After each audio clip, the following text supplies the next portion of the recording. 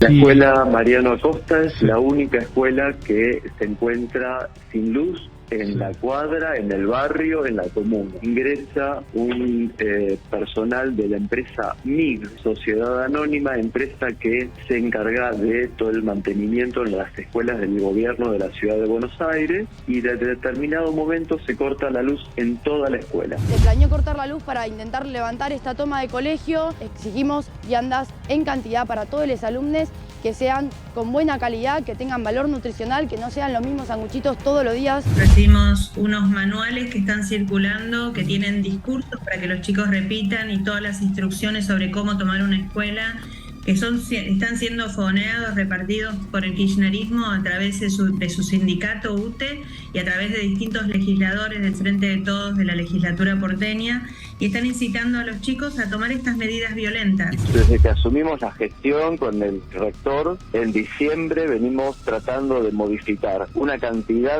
de situaciones edilicias de riesgo, como por ejemplo vidrios que no tienen doble laminado, algo que por ley es absolutamente prohibitivo. Perdemos clases porque no hay bancos y los pibes tienen que salir a buscar en el medio de las clases a los diferentes cursos para poder sentarse y poder escribir dignamente en un banco. Un colegio que está, digamos, indignado por todo lo que está sucediendo, no pueden estudiar.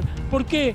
Porque le robaron todas las computadoras, tablet, comida. Lamentablemente la semana pasada hemos sufrido 2 veces este edificio, 2 robos, vandalismo. Fueron 10 estudiantes que entraron el viernes junto con sus padres, que esto es lo más grave, las familias avalando esta situación de intrusión, de usurpación de un edificio público. Ahí, basta de persecución ideológica, vi un cartel. Sí. Mira, persecución, las 2 con C. ¿Yo estoy viendo bien o me faltan los lentes?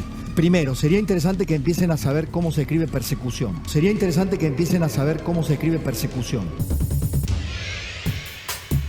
¿Cómo andan? Bienvenidas, bienvenidos a Desiguales, noche de lunes por la televisión pública. Bueno, en un ratito vamos a charlar en el living de Desiguales con una persona que a mí me enseñó a hacerme una pregunta clave cada vez que analizamos cuáles son los proyectos educativos que se discuten en un país. Y hago esta aclaración sobre lo de país porque, si bien es cierto y con razón que hay un reclamo permanente para los medios que están arraigados en la Ciudad de Buenos Aires, que tomamos temas de la Ciudad de Buenos Aires como si fueran de todo el país, en este caso en particular, uno de los proyectos de mayor representatividad política que hay en la Argentina tiene un modelo de educación que viene planteando en la Ciudad de Buenos Aires hace mucho tiempo.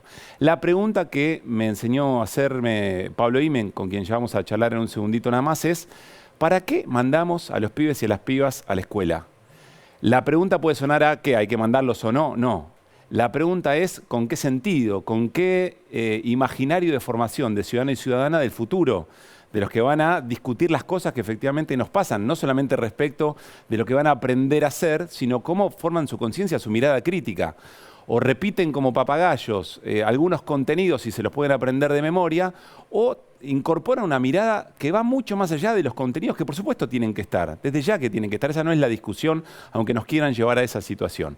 Bueno, esto es lo que se está discutiendo desde hace mucho tiempo en la Ciudad de Buenos Aires, en cada espacio de conflicto, en cada espacio de resistencia de la comunidad educativa o ciertos sectores de la comunidad educativa sobre reformas sin consultas que viene llevando adelante el modelo macrista de educación. Puede gustar o no, pero esta es la situación. Por eso esto es tan importante y trasciende muchísimo la decisión de un grupo de estudiantes que, como tantos otros en la historia de la resistencia de nuestro país, han decidido una toma en una escuela. Hay una situación constante que tiene que ver con hablar de los docentes en la Argentina. Lo hizo, de hecho, Patricia Bullrich, en un rato la vamos a escuchar, como poco profesionalizados, poco formados, como cooptados por una red de sindicalistas cuyo único objetivo es oponerse a ciertos planteos, en este caso propuestos por la Ciudad de Buenos Aires. Se los ha tratado de viejos, incluso, se los ha tratado de militantes que solamente quieren bajar línea y no hacer pensar al alumnado. Habla la ministra de Educación de la Ciudad de Buenos Aires, que tiene aspiraciones digamos esto, ¿no? Políticas ejecutivas en la ciudad relacionadas a una jefatura o vicejefatura de gobierno y, ¿por qué no?, nacionales, porque así es como funciona el PRO históricamente, ¿no? Ministros que de la ciudad pasan luego a la nación, como ocurrió durante el gobierno de Mauricio Macri. Pero además habló de un manual que está circulando en este momento para realizar tomas.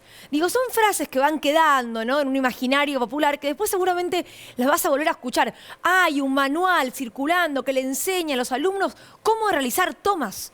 Eso es lo que dijo hoy la ministra de la Ciudad de Buenos Aires, a la cual no le reclaman solamente los alumnos y las alumnas, le reclaman los rectores, le reclaman los vicerrectores, le reclaman la comunidad educativa con los padres a la cabeza.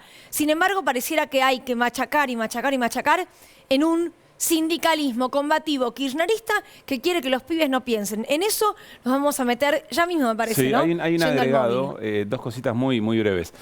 Históricamente, Caruso nunca es breve, chicos. Yo quiero, siempre que digan cosita muy breve, no va a ser breve. Pero yo aviso. Piénsenlo de esta manera. Es una manera de contextualizar para después ir a la charla. Me dicen que tenemos la oportunidad de ser breve. Bueno, gracias. No por cualquier cosa los sindicatos docentes y los sindicatos estatales están señalados sobre todo por los modelos neoliberales, porque han sido históricamente los lugares donde se resiste y mucho. Piensen, el gobierno de Mauricio Macri, ¿cuál fue el primer sindicato que sale a la calle y qué pasó en esa noche frente al Congreso Nacional? Y el otro punto es, la verdad es que Larreta no necesita parecerse a Mauricio Macri él si tiene una ministra como Soledad Acuña, que tiene un componente de ese ir cada vez a más que le da forma en esa disputa que se tiene para ver quién corre más en términos de calle, en términos de esquina, quién corre más a los populismos en la ciudad en la Argentina. Vamos al living, ya con nuestro invitado. Fuiste bastante breve, Caruso, te tengo que decir. Y porque te pusimos contra las cuerdas también. Sí, si me no era ponen breve. los puntos. Claro. Estamos con Pablo Imen, como decía Caruso, licenciado en Ciencias de la Educación. Gracias, Pablo, por haber venido. Pero arrancamos escuchando, si te parece, a las dos estudiantes que tenemos en el móvil, en la puerta del colegio Mariano Acosta. Está Carla Andrade, presidenta del Centro de Estudiantes Mariano Acosta, e Isabela Spatola, coordinadora del Centro de Estudiantes. Carla e Isabela, ¿cómo están? Buenas noches. Buenas, ¿cómo andan? ¿Todo bien por acá? Carla, recuperaste un poco la voz. Hablé con ella a la tarde y me quedé muy preocupada por su voz. Veo que hace un poco mejor, Carla. Me alegra eso. De a poco. Me dieron un par de caramelos de miel. Muy bien. Les quiero preguntar a las dos, para que aquel que por ahí no está al tanto de la situación que se vive en este momento en el Mariano Acosta y en otras escuelas, ¿por qué decidieron hacer lo que ustedes dicen el acostazo? ¿Cómo? Perdón. ¿Por qué decidieron hacer, como dice su remera, este acostazo, por referencia al Mariano Acosta justamente?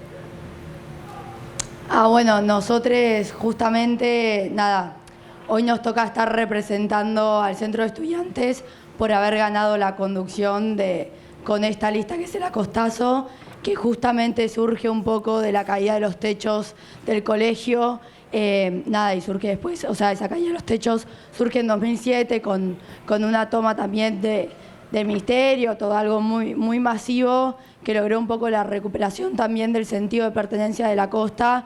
Por eso también nuestro nombre de la lista que ganó hoy en día la conducción es justamente el acostazo, por ese hecho que sucedió, que fue tan importante para toda la comunidad educativa. Isabela, ¿y por qué en estos días esta medida de fuerza? Bueno, nosotros venimos charlando hace bastante la medida de la toma en los colegios. Como Acosta un poco entendemos que no vamos para más, que hace muchísimo tiempo que no nos escuchan. Larreta y Acuña ya hicimos un montón de medidas de lucha, como así en su momento lo fueron sentadas en la escuela, lo fueron movilizaciones, carteleadas, hasta les mandamos una carta abriendo espacio al diálogo. La realidad es que no recibimos una sola respuesta a esto y que no nos podemos quedar sentados esperando a que por arte de magia se nos arreglen los techos, que nos caigan viandas del cielo, que la comunidad educativa empiece a estar mejor en las condiciones que nos hacen estar, que el Acosta para nosotros es nuestra segunda casa, nos la pasamos todo el día acá, entonces mínimamente exigimos poder estudiar en condiciones dignas.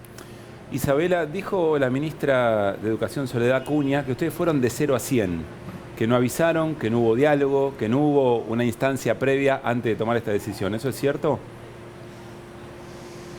Nada, bueno, como comentaba un poco recién, bueno, creo que queda bastante en claro que Acuña no nos suele escuchar demasiado. Digo, ya hicimos un montón de movidas, ya pedimos un montón de veces el espacio al diálogo, nos intentamos manifestar de 1000 formas para que se den cuenta que realmente estamos en una necesidad muy grande y Acuña nos da tanta poca bola que piensa que pasamos de 0 a 100. Bueno, nada, desde el centro de estudiantes le informamos que se puede poner a revisar un poco nuestro historial, las cosas que venimos haciendo y ahí va a ver todas las cosas que venimos reclamando hace tanto tiempo. ¿Y qué opinás sobre esto que dijo que hay un manual sobre cómo tomar una escuela? ¿Es cierto que ese manual está circulando? ¿Cómo? La ministra Acuña dijo que hay un manual sobre cómo tomar una escuela, que eso es lo que les enseñan en un punto. ¿Es verdad esto? No, claramente no es verdad. Bueno, o sea, me parece que también esto es una forma de corrernos a los estudiantes. Los estudiantes tenemos toda la fuerza para tanto movilizarnos como lo venimos haciendo hace tiempo, como para tomar una escuela y no necesitamos ningún tipo de manual. Nosotros sabemos organizarnos, nos organizamos en conjunto a la comunidad educativa. Manuales acá no hay, solamente hay ganas de militar, hay ganas de levantar las banderas de la educación pública y que nos arranquen a escuchar. Hay información que circula de que el gobierno de la Ciudad de Buenos Aires ya hizo una denuncia respecto de padres y madres que están acompañando. ¿Esto es cierto? ¿Esto lo tienen por confirmado? Bueno, una vez más, como todo lo del gobierno de la ciudad y la ministra de Educación, nunca nada está confirmado, que digamos, a nosotros siempre nos mantienen en incertidumbre y de hecho la mayor parte de las cosas siempre nos las enteramos por parte de los medios de comunicación horas antes o minutos antes. Sí es verdad que están intentando apretarnos con todo lo que pueden, están intentando, hicieron diferentes amenazas hasta docentes, a familias y demás, están intentando perseguirnos políticamente con todo lo que puedan para poder corrernos del mapa. Lo entendemos así sobre todo porque esto mismo de las denuncias a los padres, cuando en realidad, digo, quienes toman el colegio es el centro de estudiantes, que legalmente es como una asociación, o sea, responsable de que el colegio esté tomado hoy día es el centro de estudiantes, no los padres, sino que justamente los padres se están encargando de que este espacio sea seguro porque la policía de la ciudad no lo genera. Carla, Isabela, quien quiera, Carla, si querés cuidar la voz, nos preocupa, insisto. Sabemos que está el tema de la infraestructura, que está el tema de las viandas. Respecto de las pasantías en las empresas, se sabe bastante poco. ¿Cuál es la experiencia sobre la que puedan dar cuenta en lo que va de esta reforma, sobre la que entiendo tampoco participó mucho la comunidad educativa? ¿Qué es lo que pasa en esas experiencias en las empresas en quinto año? Bueno, a nosotros ahora en la costa, un poco lo que nos tocó son, nada, las ACAP tienen como diferentes, o sea, tienen como dos ramas, ponele. Una es acercamiento al mundo laboral, que vendría a ser esto que decimos justamente de pasantías, sí. Y lo otro es acercamiento a los estudios superiores. Nada, nosotros un poco lo que entendemos es que sí es necesario un acercamiento al mundo laboral, como también es necesario un acercamiento a los estudios superiores, lo entendemos que es muy necesario, sobre todo con la precarización laboral que hay hoy en día, digo, entendemos que es algo necesario, la cuestión es cómo se genera esto en los colegios. Si se genera como lo está intentando hacer el gobierno de la ciudad en conjunto a la ministra de Educación, que es sacando a los pibes de sus colegios, que es dejando que su último año de cursada, teniendo todo el sentido de pertenencia que tenemos nosotros con nuestro colegio, nos sacan del colegio, nos sacan de estudiar para ir a trabajar en empresas amigas de la reta, o si en realidad lo que quieren son realmente un acercamiento al mundo laboral. Digo, a mí me parece que ahí está la confusión. Nosotros concordamos con que son necesarias esas cosas para el movimiento estudiantil, sobre todo en el contexto en el que estamos. La cuestión es cómo se hace. Si se va a seguir haciendo así, con la comunidad educativa dejada de lado, o si se va a hacer con un marco pedagógico, con docentes que puedan acompañar. Nosotros mismos somos un colegio normal superior, por ende estudios superiores tenemos, y la realidad es que hay muchos colegios que lo están mandando a la UNICABA, reclamo por los que estuvieron un montón de tiempo todos los terciarios y demás luchando para que eso no sucediera, y que hoy en día manden a un movimiento estudiantil a estar ahí es completamente nefasto, digo, y me parece que es muy repudiable, sobre todo porque es cagarse en las luchas que tuvieron todos los movimientos. Y por eso mismo digo, pedimos que está buenísimo lo de los estudios superiores, pero que lo tengamos en nuestros colegios, que nos acerquen a los estudios superiores de nuestro colegio, que cada vez hay menos matrícula, que cada vez hay menos estudiantado, que cada vez más dejan la cursada por problemas personales y demás, y no hay una respuesta del gobierno de la ciudad y de la ministra de Educación ante eso, sino que justamente el hecho de sacarnos de los colegios. Le pregunto a cualquiera de las dos, ¿qué creen que va a venir ahora? Porque ustedes van a, entiendo, levantar esta toma, aunque se van a mantener en la asamblea permanente. Mañana va a haber clases en el Mariano Acosta. Hoy a la noche, tanto el Carlos Pellegrini como el Nacional Buenos Aires van a hacer, entiendo, una especie de pernoctada en los colegios en apoyo a lo que ustedes hicieron. Pero ¿cómo continúa esta historia? Bueno, nada, comento un poco cómo va a seguir en el Acosta. Nosotros hoy definimos poder seguir la toma hasta mañana a las 7 de la mañana. La vamos a tener que levantar a las 7 de la mañana gracias a que el gobierno de la ciudad está mandando a supervisión a que nos apriete diciéndonos que si tomamos un día de semana nos va a suspender las clases de todos los niveles. Yo creo que es un poco contradictorio con la campaña electoral y marketing que vienen haciendo. Dicen que somos su prioridad, que su prioridad también es que tengamos clases, pero bueno, se ve que tienen ganas que mientras Media está luchando por que nos escuchen, levantarle las clases a los distintos sectores.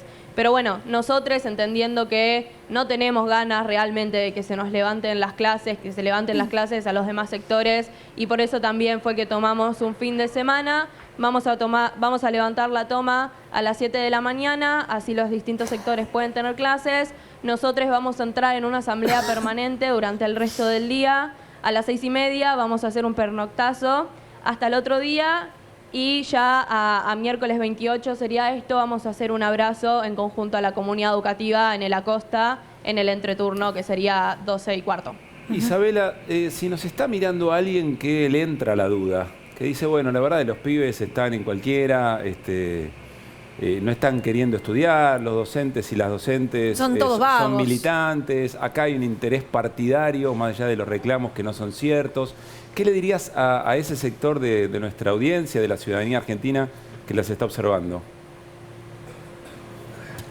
Bueno, yo un poco lo que les diría sería que empiecen ustedes también a concientizarse un poco de la realidad del compañero que tienen al lado. Nosotros la realidad es que no la estamos pasando bien, que está bien si tienen ganas de decirnos tomadores de colegios, que no tenemos ganas de estudiar, que somos vagos, díganlo. Nosotros tenemos muy en claro que eso no es así, pueden decir lo que quieran. Nosotros, en cambio, nos bancamos una toma con un corte de luz, con frío, durmiendo en el piso, durmiendo en el hall de entrada de la escuela. Y esta toma, sin embargo, estuvo con pibes bancándola, estuvo con pibes mocionando que se pueda alargar un poco más de lo que habíamos dicho al principio. Así que realmente a mí me va a pasar bastante por al lado lo que digan, si piensan decir que somos unos vagues, porque yo estoy totalmente segura de que esto no es así y confío plenamente en el Centro de Estudiantes de la Costa y en la juventud de hoy en día. Isabela, Carla, muchas gracias por este rato. No, de nada. Gracias. Bueno.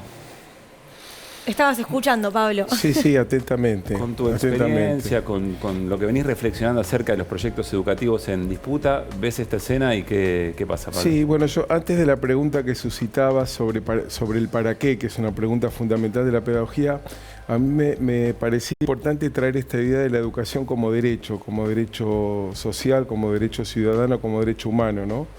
Digo, para empezar la conversación, porque la idea de que algo es un derecho presupone de que todas las personas tienen derecho a determinada cosa. Si yo, por ejemplo, el derecho a comer y como 4 veces por día, seguramente no voy a reclamar por mi derecho a comer, porque lo tengo asegurado. Va a reclamar el que no come 4 veces por día. Sí. Por lo tanto, en educación pasa algo parecido. La pregunta sería, bueno, ¿quién garantiza un derecho? Bueno, el mercado no lo va a garantizar, lo garantiza el Estado, ¿no? Y por lo tanto, ahí hay como una primera cuestión que me parece importante, porque un rasgo del gobierno de la Ciudad de Buenos Aires es que en estos 2008, 14 años de gobierno redujo un 10% del presupuesto educativo, se pasó de un 28 a un 17. ¿Eso es interpretativo o eso es no, eso es objetivo. Así? Eso es objetivo y el tema es que un derecho se garantiza con recursos materiales. O sea, si no hay escuela, si no hay docentes, si no hay salarios dignos, si no hay asegurada todos los otros derechos que aseguran el derecho a la educación, por ejemplo, comer, ese derecho se ve vulnerado. Entonces hay una primera cuestión que deje en offside a este gobierno y es el hecho de que no garantiza las condiciones materiales para asegurar el derecho a la educación. Entonces, raro cuando es un distrito muy rico y no tiene un déficit en lo que tiene que ver con la recaudación. Por el contrario, decide, no sé, reorganizar de manera diferente. Claro, bueno, esas son las prioridades presupuestarias del gobierno, que creo que gastó en baldosas y en jardines más que o tanto como en educación y en salud. De hecho, cuando fueron gobierno nacional tuvieron medidas parecidas, ¿no? en todo lo que es el gasto social, y por lo tanto ahí hay un tema que se expresa en la lucha del movimiento estudiantil, y es que, bueno, las viandas no alcanzan. Recordemos también que se sancionó una normativa del gobierno que planteó que para acceder a una vianda hay que tener el carnet de pobreza, entonces ya no es un derecho para todos los que asisten. ¿Cómo es el carnet de pobreza? No bueno, hay que demostrar que uno no puede resolver su comida. ¿El alumno tiene que demostrarlo? Hay que demostrarlo, si no, no tenés acceso ¿Cómo se llama a la el vianda. registro? No, yo no te puedo decir técnicamente el nombre, pero yo me acuerdo que hice la primaria justamente en la escuela de Álvarez Thomas y ahí comíamos todos. Y entonces, bueno, si alguien podía aportar para el comedor, pero era un servicio estatal, todos estábamos resguardados de ese derecho a comer. Esto. Hoy en una escuela que tiene doble turno y donde almuerzan pibes y pibas, hay quien recibe la vianda de la escuela y el que puede comprarse otra cosa. Exacto. Como otra cosa el que no demuestra que necesita no tiene acceso a la comida. Pablo, perdón, te agrego un dato.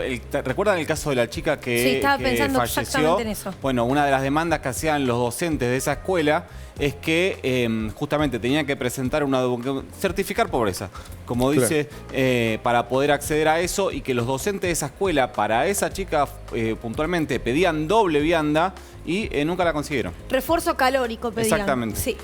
Bueno, ahora, ese es un aspecto que tiene que ver con... Hay un concepto que es el concepto de justicia. Yo lo traigo a Nancy Fraser, que es una teórica, y dice, bueno, el concepto de justicia tiene varias dimensiones. La primera es la redistribución de bienes materiales y simbólicos. El segundo es el reconocimiento del otro. Entonces, una relación justa implica reconocer al otro, y acá hay un segundo elemento que plantean ellas y que no es una característica específica de Soledad Acuña, porque yo recordaba hoy que Mariano Narodowski primero, Abel Pose brevemente después, Esteban Bullrich más tarde y Soledad Acuña han tenido una línea, un modelo de gobernanza basado en la imposición, en la no escucha, en el no reconocimiento del otro. De hecho, hubo varias oleadas de tomas en el 2008 con el tema de infraestructura, en el 2012 con una reforma curricular que no fue consultada, en el 2017 con la escuela secundaria del futuro. Ahí, Pablo, alguien podría decir, bueno, pero la gente los vota y es el gobierno el que decide cuáles son las políticas educativas. Y la gente, en la ciudadanía, en la Ciudad de Buenos Aires fue...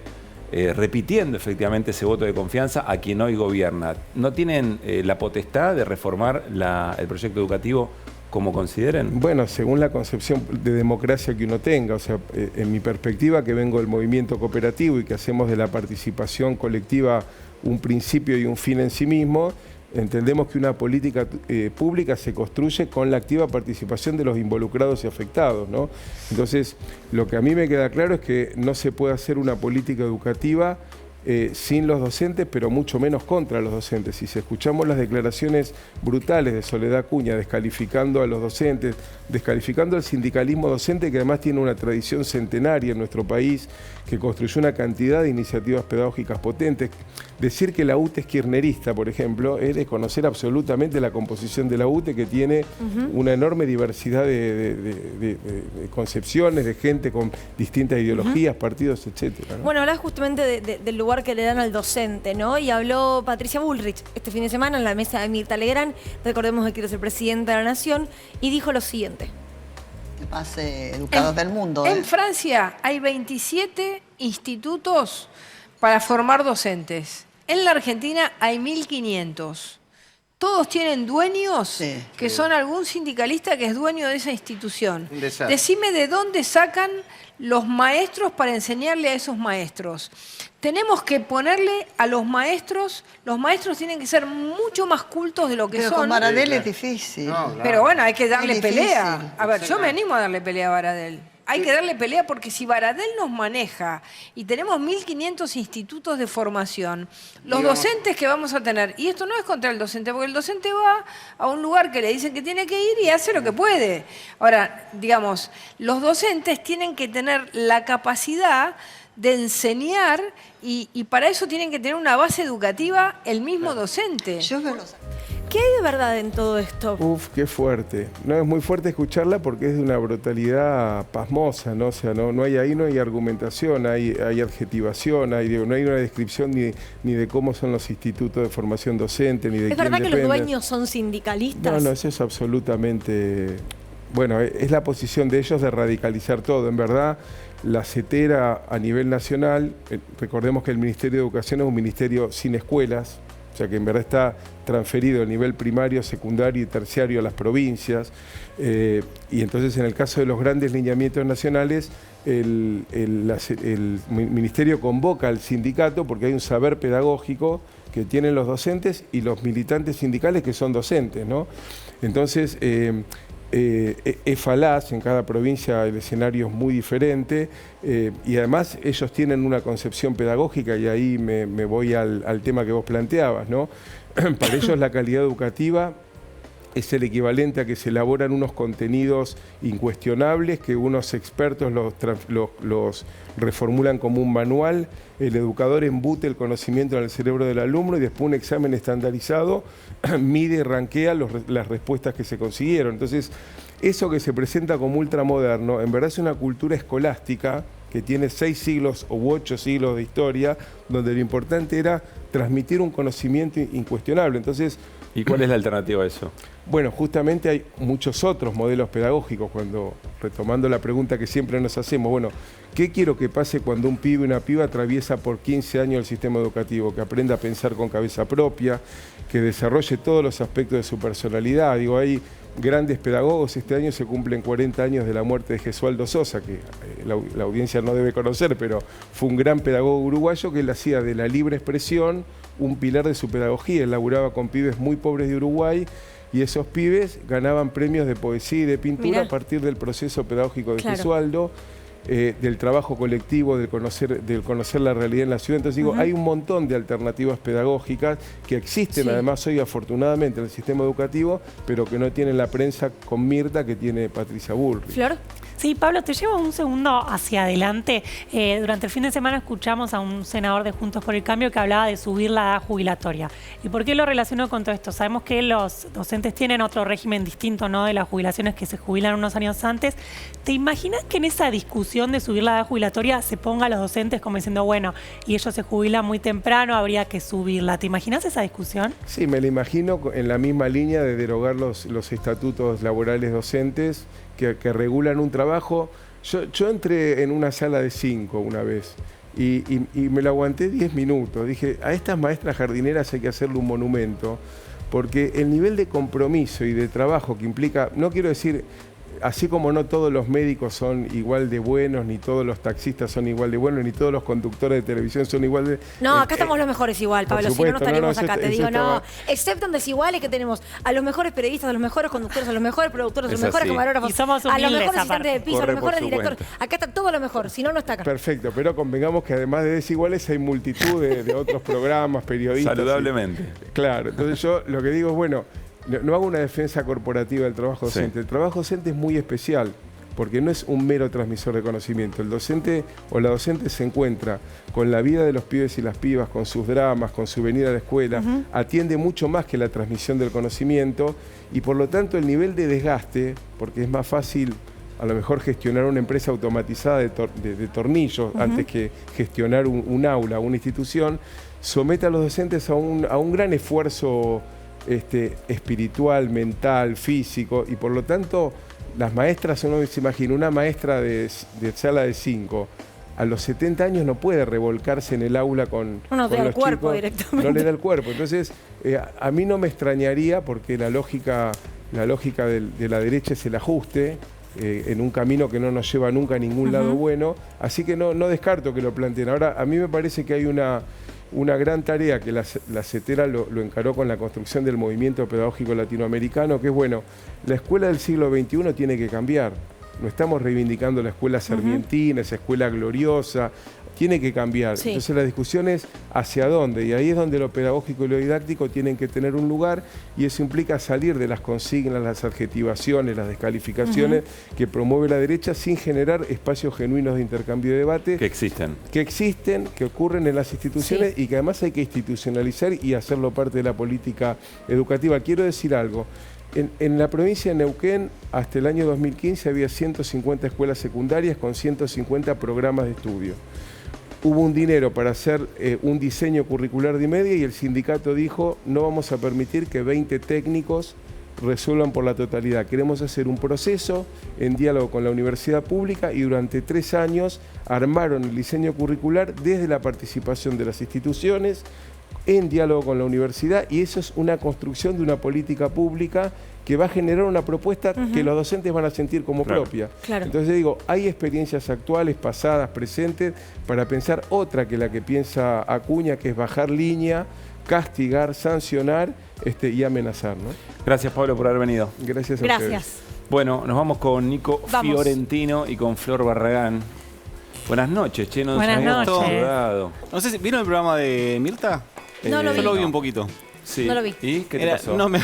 ¿Cómo la pasaste? ¿Viste que cuando hay en las bandas de reggaetón hay uno que va cantando Qué y divertido hay uno... No, el sábado a la noche de Fiorentino te Hay digo, uno... no. Sí, bueno, hay un poquito.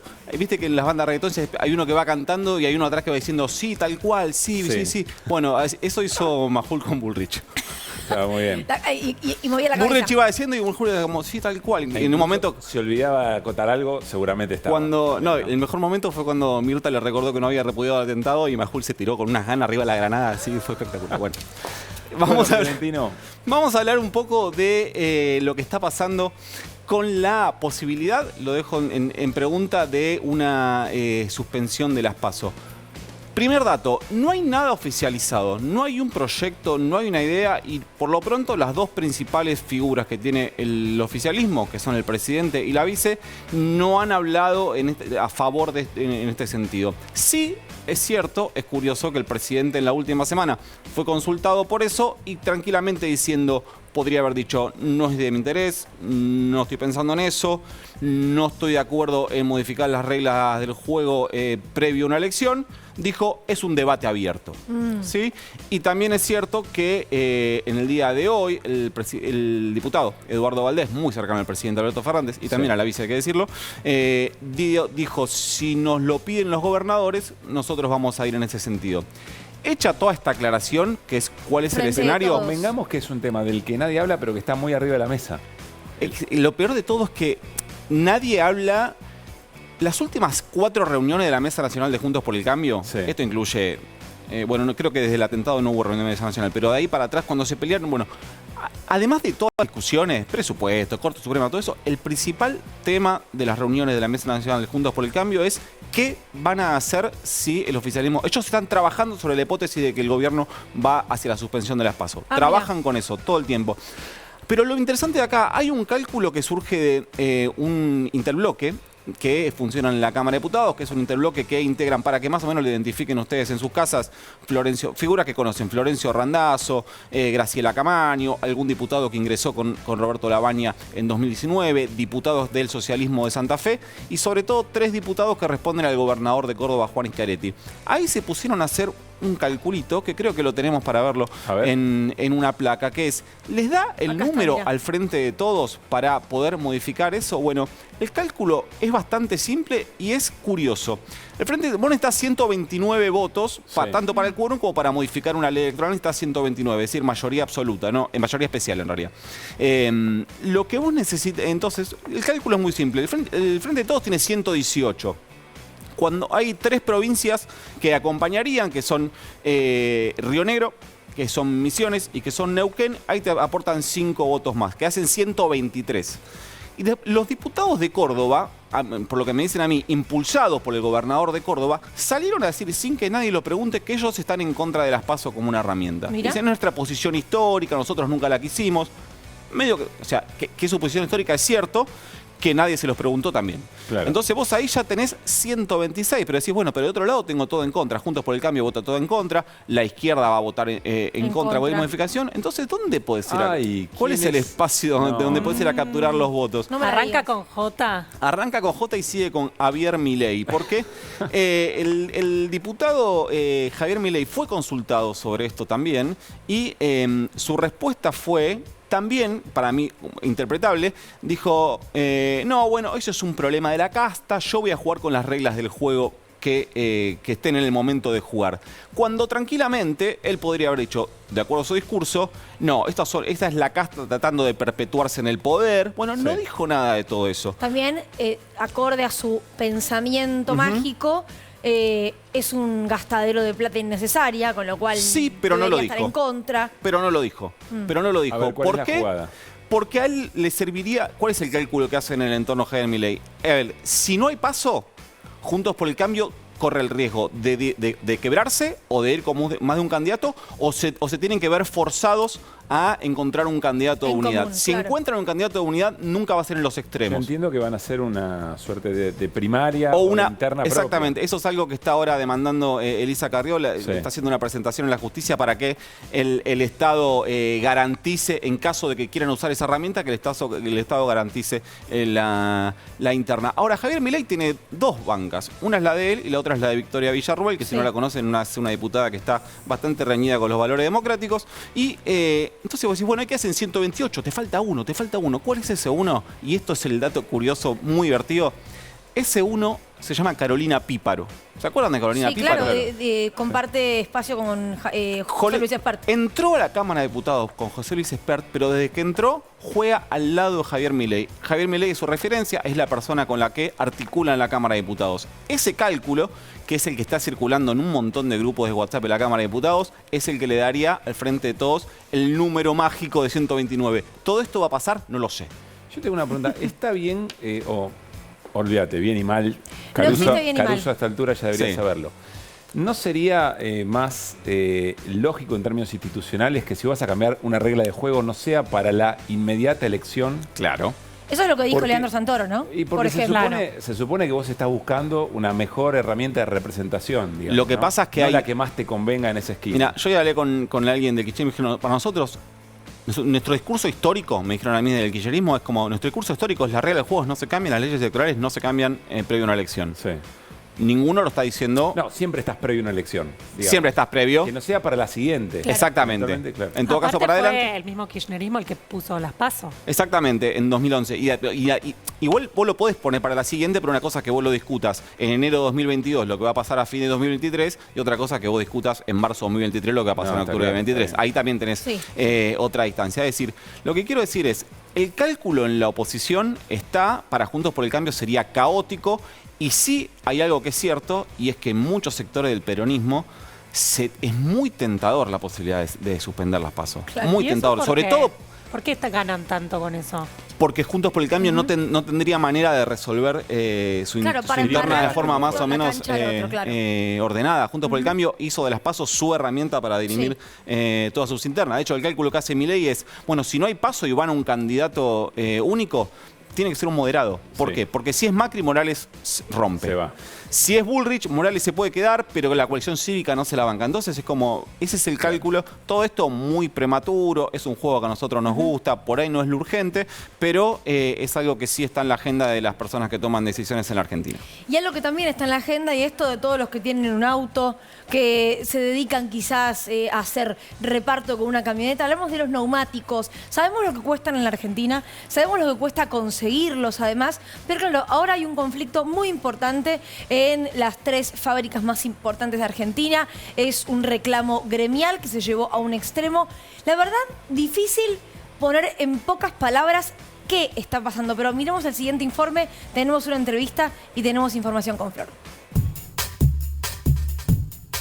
siguen en el Ministerio de Trabajo, incluso amenazan con acampar, con quedarse a pasar la noche ahí y han lanzado ya un paro de actividades a partir de mañana. Están ocupando la oficina del 4º piso y no salieron de allí, no se movieron de allí y a partir de ese momento, de manera urgente, convocaron a todos sus trabajadores a manifestarse en la puerta de estas oficinas del Ministerio de Trabajo. Si nosotros solamente tomamos nuestro salario básico, estamos por debajo de la línea de la pobreza, estamos alrededor de 90.000 pesos en mano, algo que una familia evidentemente no puede vivir. Lo que ofertaron fue un 38% para lo que es los 12 meses siguientes, o sea, 38% desde julio hasta el próximo julio.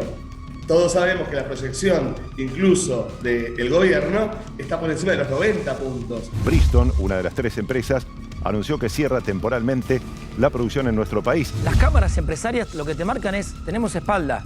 No, bueno, ¿querés parar? Paremos toda la producción. A ver quién gana esta pulsera contra el tiempo. La situación hoy, como decíamos, para pasar en limpio es que tenés estas plantas cerradas. Hoy a las 11 de la mañana, una nueva audiencia en el Ministerio de Trabajo, la audiencia número 30. Esperemos que con estas medidas que va a anunciar el ministro en los próximos días, bueno, empiece a bajar un poco la inflación. Vos fijate, le dio a los tipos del campo $1 soja, pero vendieron impresionante lo que exportaron. Está bien, me parece perfecto, pero también empecemos a darle algo a los laburantes. Por allí anda dando vueltas un tuit de José Luis Espert, bastante polémico. Yo cuando digo cárcel o bala, sé perfectamente que el monopolio de la fuerza la tiene el Estado. Entonces yo lo que digo, el Estado que intervenga. ¿Cómo no va a intervenir frente a un conjunto de delincuentes que toma el Ministerio de Trabajo? ¿A ustedes les parece que hoy tengamos 3 fábricas de neumáticos cerradas porque hay un grupo de sindicalistas que llevan las cosas al cierre de la empresa? ¿Qué quieren? ¿Planes sociales? ¿Qué quieren? ¿Más pobreza? Lo que buscamos con claridad y se lo decimos, y no es un eslogan, es que después de haber trabajado todos los días de la semana, porque más días no podemos trabajar, lleguemos a nuestra casa y satisfagamos la necesidad de nuestras familias con lo que cobramos y no teniendo que salir a buscar dinero afuera. Eso es lo que venimos a hacer a una paritaria. A ver, Flor, pongamos un poco blanco sobre negro y ya nos vamos con Pedro Guasiesco, pero ¿qué es lo que querés contar sobre este conflicto que es bastante complejo visto de afuera? Así es, sí, porque ya lleva 5 meses, seguramente el que está del otro lado se sumó o el fin de semana, porque las 3 fábricas de neumáticos que hay en Argentina cerraron sus puertas, o se sumó el que no estuvo siguiéndolo la semana pasada, que se acuerdan que el sindicato tomó el Ministerio de Trabajo. Pero lo cierto que, como decía la chica rubia del informe... Que eras vos, casualmente. Que era yo. Y la tengo que corregir porque habló de 30 audiencias y son más, 34. 32. 34 ya. Sí, 34 audiencias en el Ministerio de Trabajo. Hoy hubo una y tampoco hubo acuerdo. La situación entonces es, pasando en limpio estos 5 meses, es no hay acuerdo en nada de los pedidos, que ahora los vamos a repasar, y las plantas están cerradas. Pero lo que yo les quería traer es la fuerte preocupación que hay dentro del gobierno. ¿Por qué? Porque hoy el conflicto de los neumáticos afecta sin duda a las empresas y a los trabajadores que están involucrados, al consumidor. Nosotros, no sé si alguno tuvo algún problema, lo difícil que es conseguir un neumático, lo que cuestan, 60% de aumento en los últimos meses. Ahora vamos a preguntar, no para entrar ahora, vamos a preguntar si eso responde estrictamente a un conflicto laboral o más a la lógica del sector, ¿no? Sí, pero digo, esto es obviamente que afecta al sector, pero ya va a empezar a afectar y está afectando a la industria automotriz, que tiene un montón de trabajadores, y en un contexto también en el que no tenés dólares. Digo, vos decís, bueno, hay un problema acá, importo los neumáticos o los autos, también las automotrices tienen muchos trabajadores, dependen mucho los dólares que hay en el país de que puedan exportar. Así que mañana en el Ministerio de Economía una reunión que va a estar, le dijeron al Vasco de Mendiguren, encárgate de esto por favor, porque no se está resolviendo en el Ministerio de Trabajo, y convocaron a los empresarios que les van a decir vuelvan a negociar, y también convocaron a los sindicatos. A los otros, digamos, del rubro. Claro, a la UOM y al ESMATA. Y lo que les quería traer entonces es, porque hay mucha preocupación además, una cosa, el gasoducto, solo eso. Sí.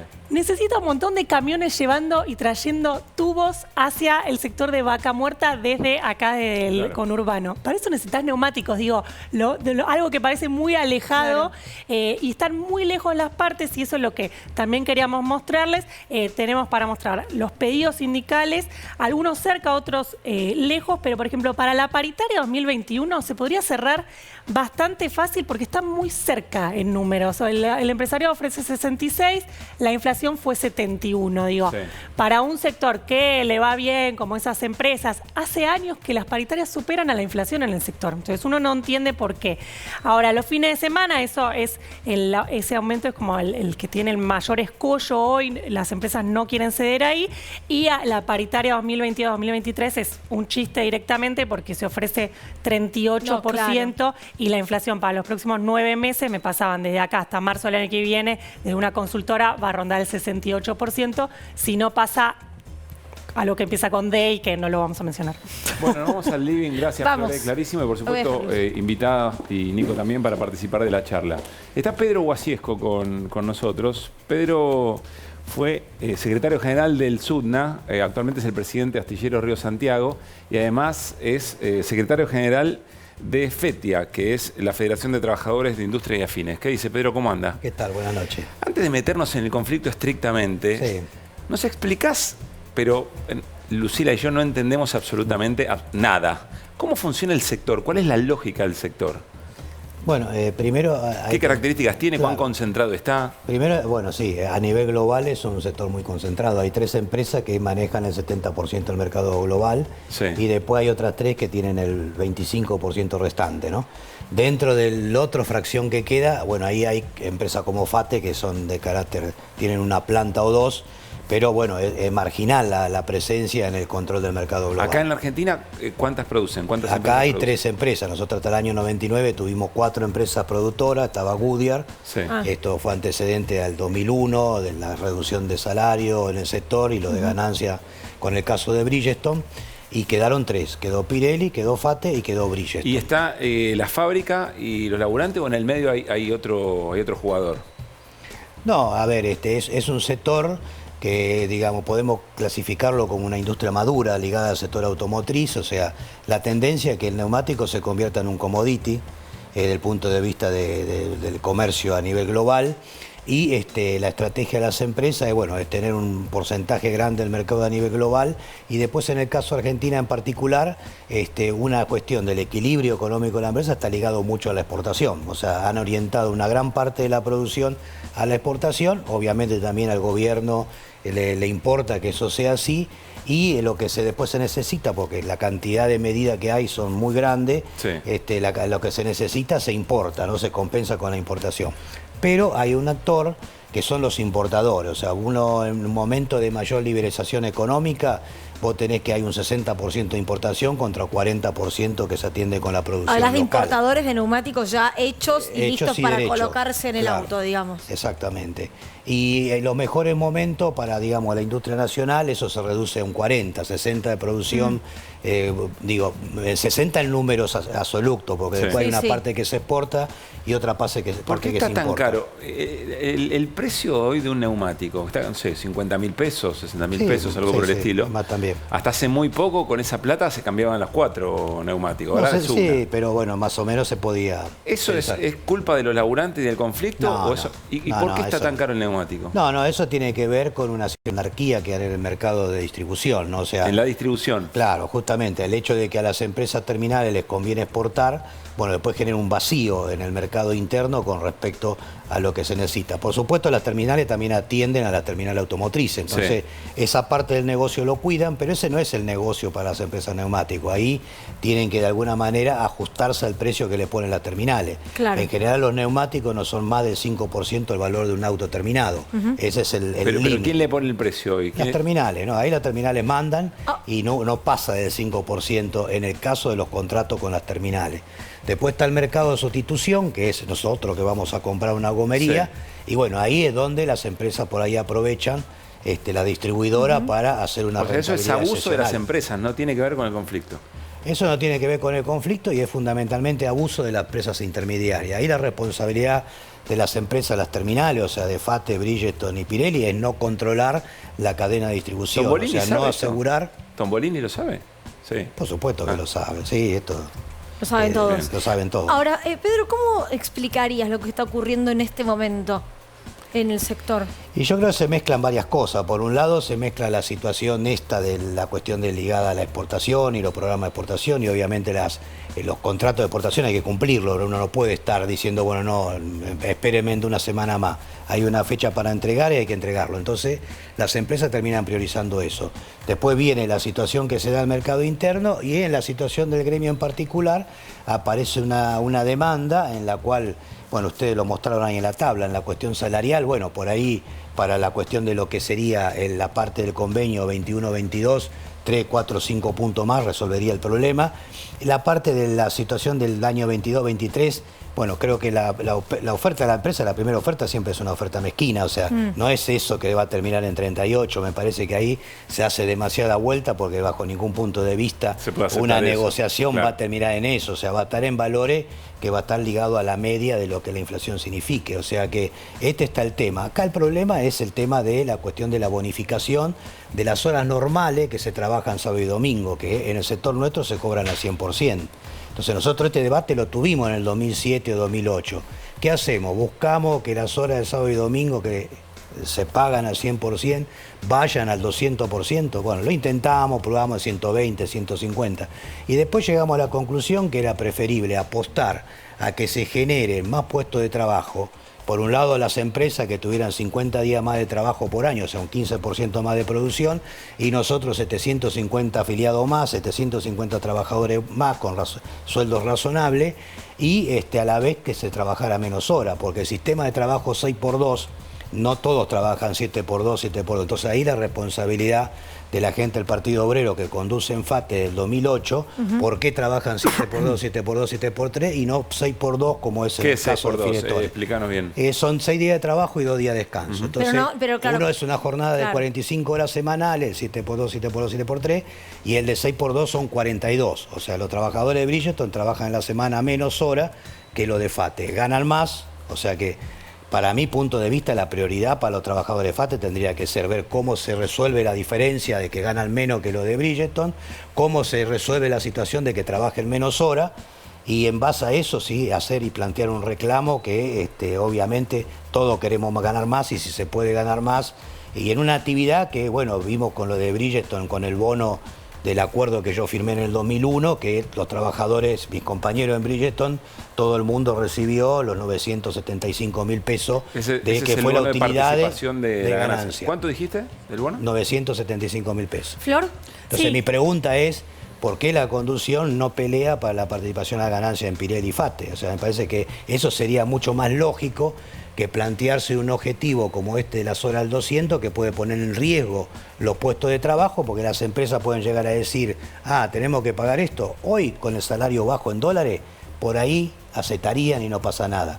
Pero no ha pasado varias veces en la historia que nosotros estamos con salarios en nuestro sector, como la automotriz, de $2.500 o $3.000 mensuales. Y en ese caso a la empresa no le va a convenir. Y nosotros no tenemos plantas de las dimensiones ni de la brasilera, que producen 4 veces más que nosotros, o de una productividad de una planta japonesa o alemana, que podría permitir por ahí una situación de eso, y en esos países tampoco lo pagan esa situación. Entonces, me parece que ese planteo no es el mejor camino. Me parece que hay demanda para los trabajadores neumáticos, como resolver el tema salarial, resolver la diferencia, la participación a la ganancia, que tendrían más solidez a la hora de ir con un planteo gremial, ¿no? Perdón, Flor, que nos tenemos que ir al corte. Pedro, no pasa nada. Muchísimas gracias por haber venido. Gracias, Pedro. Corte y estamos. Muy bien, seguimos en Desiguales. Ya nos queda un minutito y pico para despedirnos. ¿No cumpliste? Ahí está. El vasito. Ahí es está. Agua, ¿eh? Doy fe. Esto, si en algún momento quieren que juegue algún tipo de canje. Bueno, nos estamos yendo, pero antes. Villa de algo, si quiere poner. ¿Qué? Reunión de.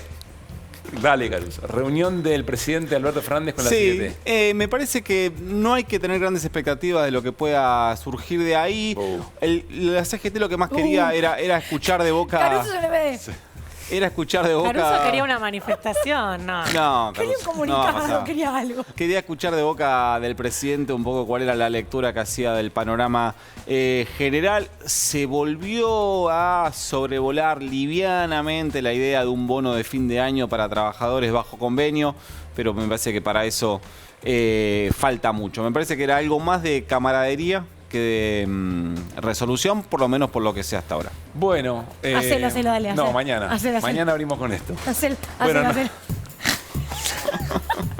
Hasta mañana a las 9 de la noche. La desolación es total. Es el